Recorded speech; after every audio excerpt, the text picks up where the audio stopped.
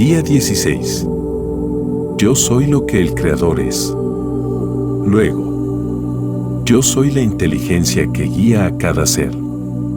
Hay que repetir esta convicción antes de emprender cualquier trabajo y antes de salir a sus quehaceres. En cada movimiento que el hombre emprende debe aprender y sentir que es Dios en acción y no como supone que su mente carnal o el intelecto es el verdadero autor y creador. Hay que volver a la propia divinidad y repetir siempre: yo soy la inteligencia que guía mis actos y mis pasos.